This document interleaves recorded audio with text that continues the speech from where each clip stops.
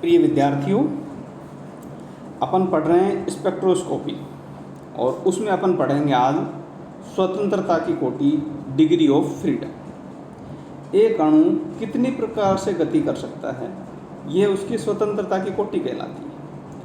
त्रिमिमीय आकाश में कुल 3 निर्देशांक होते हैं, एक्स, वाई, जेड।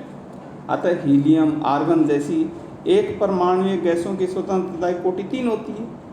किसी अणु की एक्स, वाई, जेड अक्षों में होने वाली गति को स्थानांतरण गति, ट्रांसलेशनल मोशन कहते हैं। क्योंकि एक परमाणु अणुओं में केवल स्थानांतरण गतियाँ ही हो सकती हैं और किसी अणु के लिए आकाश में तीनों अक्षों में गति करने की संभावना समान होती है।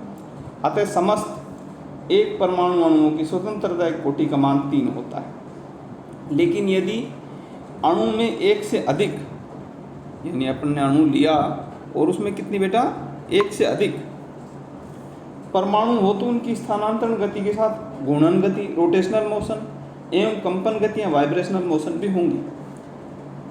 अतः उनकी स्वतंत्रता की कोटियों का मान बढ़ जाएगा। उदाहरण के लिए यदि किसी अणु में 2 परमाणु हैं तो उसकी 3 स्थानांतरण गतियाँ होंगी, जैसा आपको डायग्राम में दिखाया गया है, एक्स, वाई और जेड में।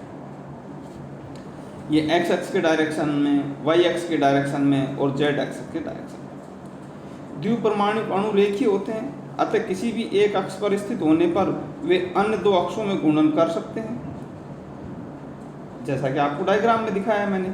ये जो एक्स वाई जेड एक्सिस वाला है इसके अंदर।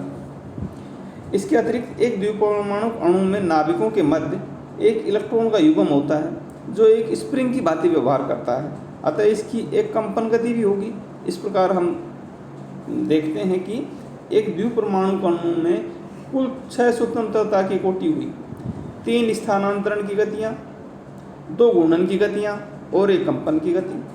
अतः एक द्विपरमाणुक अणु के कुल मिलाकर 6 स्वतंत्रता की कोटि हुई, अर्थात 3 × 2 = 6। एक परमाणु अणु की हमने ऊपर देखे स्वतंत्रता की कोटियाँ 3 होती हैं, 3 × 1 = 3। इस प्रकार यदि किसी अणु में n परमाणु हों तो उसकी कुल स्वतंत्रता की कोटियाँ 3n हो जाएगी बेटा। यानी n की वैल्यू लिखते जाओ और स्वतंत्रता की कोटि निकालते जाओ। n = 1 तो 3, 2 तो 6, 3 तो 9। इस हिसाब से हम उसके कुल डिग्री ऑफ फ्रीडम कितनी होंगी, स्वतंत्रता की कोटि कितनी होंगी, ये मालूम कर सकते हैं। इनमें से 3 स्थानांतरण की स्वतंत्र कोटियाँ होंगी, क्योंकि प्रत्येक अणु के लिए एक्स, वाई व जेड तीनों अक्षों में गति करने के लिए 3 स्थानांतरण की कोटियाँ होती हैं। समस्त रेखीय अणु जैसे C2H2, CO2 आदि द्विपरमाणुक अणुओं की भांति ही व्यवहार करते हैं, अतः इन सभी घूर्णन की स्वतंत्र कोटियाँ 2 ही होंगी। अरेखीय परमाणु जैसे H2O, CH4, C6H6 आदि चूँकि तीनों अक्षों के प्रति घूर्णन कर सकते हैं, अतः इनकी घूर्णन की स्वतंत्रता की कोटियाँ 3 होती हैं। H2O की घूर्णन की जो गति है वो जो डायग्राम मैंने आपको दिखाया है, इससे आप समझ सकते हो। इस प्रकार एक अरेखीय बहुपरमाणु अणु के लिए कंपन की स्वतंत्रता की कोटियाँ 3n-6 होंगी, क्योंकि कुल स्वतंत्रता की कोटियाँ 3n है।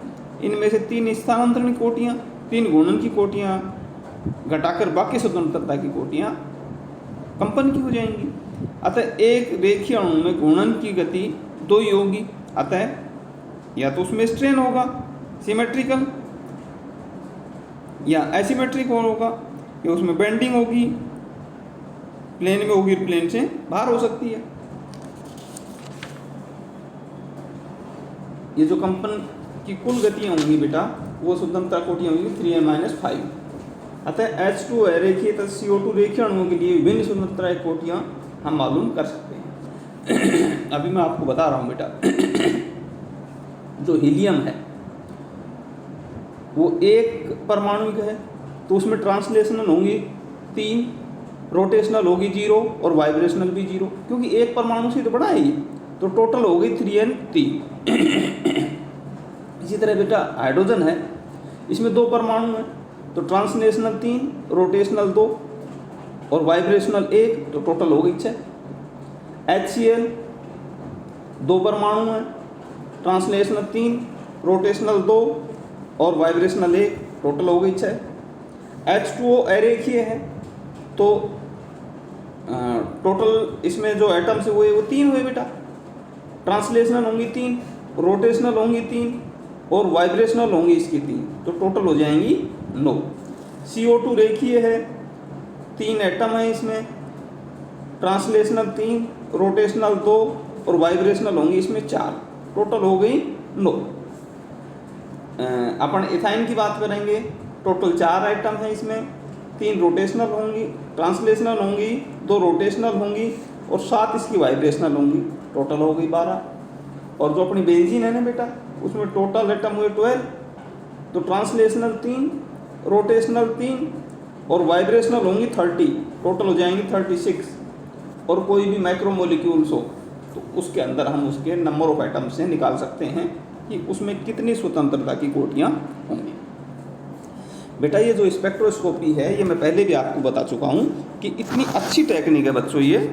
इस टेक्निक से हम किसी भी पदार्थ को बिना कंज्यूम किए उसकी सभी चीज़ें मालूम कर सकते हैं कि उसमें किस तरह के बॉन्ड होंगे, किस तरह के फंक्शनल ग्रुप होंगे, कितने कार्बन होंगे और किस तरह की उसमें वाइब्रेशनल रोटेशनल स्थितियाँ होंगी, कितना उसका मास होगा। ये सब चीज़ें हमारे पास आ जाएं तो कंप्यूटर से एनालिसिस करके हम आपको एग्जैक्ट ये बताने की स्थिति में हो जाते हैं कि इस परमाणु की संरचना क्या होगी और आपको जो आपका कंपाउंड है बेटा वो वापस मिल जाता है।